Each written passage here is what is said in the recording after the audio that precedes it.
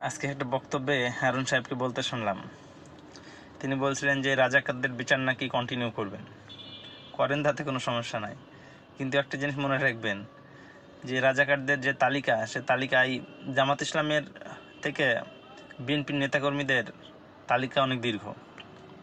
বললেন জামাত ইসলামী নাকি ধর্ম নিয়ে ব্যবসা করে।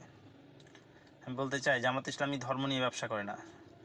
জামাত ইসলামী মুসলিম হিসাবে দেশে ইসলামী শাসন ব্যবস্থা কায়েম করতে চাই, আর সেটাকে আপনারা ধর্ম ব্যবসায় মনে করেন। কারণ আপনারা জানেন যে ইসলামী শাসন ব্যবস্থা কায়েম হলে আপনাদের সমস্যা, আপনারা আপনাদের দল চালাতে পারবেন না। সেই জন্য আপনারা ইসলামী শাসন ব্যবস্থা কায়েম করতে ভয় পান, আর সেই জন্যই জামাত ইসলামীকে ভয় পান। আমি ধর্ম নিয়ে ব্যবসা করে না, কিন্তু আপনারা যে চেতনা নিয়ে ব্যবসা করতে চান এইটা কনফার্ম। কারণ চেতনা নিয়ে ব্যবসা করা ছাড়া জনগণের কাছে আপনাদের দেখানোর মতো আর কোনো কিছু নাই। একটা জিনিস মনে রাখবেন, আপনাদের থেকে মুক্তিযুদ্ধের চেতনার দাবিদার কিন্তু আওয়ামী লীগ।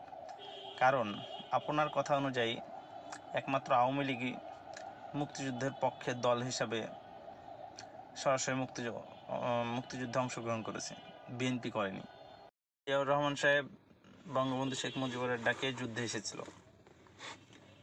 আপনাদের বিএনপি প্রতিষ্ঠিত হয়েছিল স্বাধীনতার অনেক পরে। তাই চেতনা ব্যবসার যদি কোনো দাবিদার থাকে সেটা একমাত্র আওয়ামী লীগ।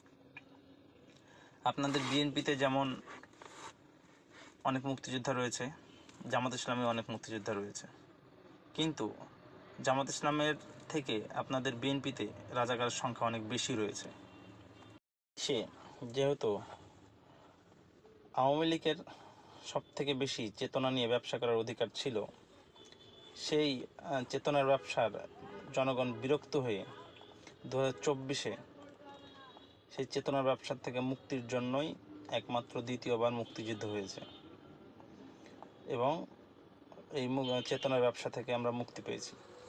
আপনারা যদি সেই চেতনা ব্যবসায়ীদের দলে যেতে চান তাহলে মনে রাখবেন আপনাদের পরিণতি একদিন এইরকমই হবে। বলতে চাই, যুদ্ধ অপরাধীর দল হিসাবে যদি জামাত ইসলামের বিচার করতে চান তাহলে আপনাদের নেতার বিরুদ্ধেও অভিযোগ রয়েছে।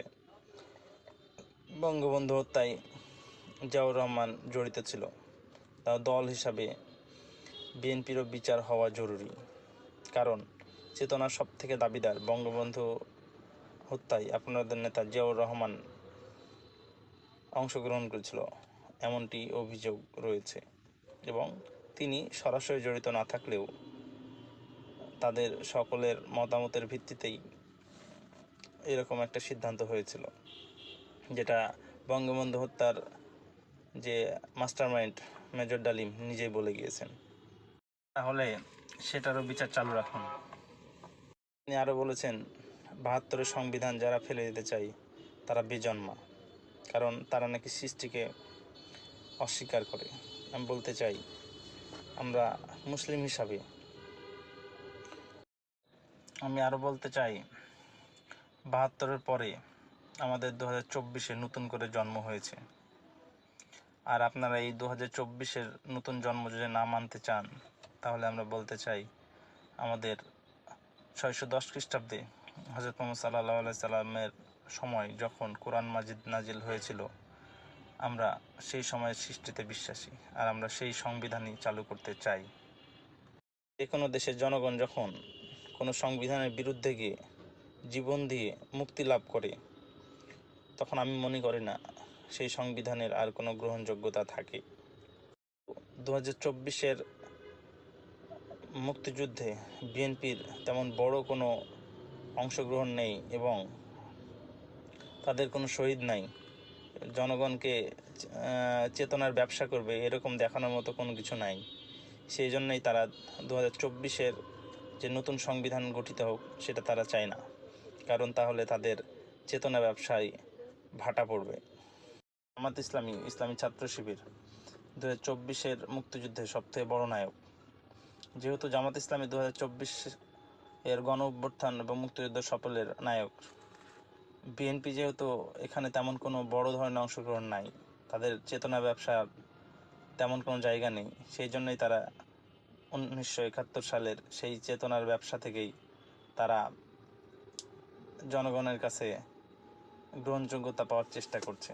কিন্তু একটা জিনিস মনে রাখবেন, এই চেতনা ব্যবসায়ীদের হাত থেকে মুক্তির জন্যই 2024-এর দ্বিতীয়বার মুক্তিযুদ্ধ হয়েছে। এটা আপনাদের স্মরণ রাখা উচিত।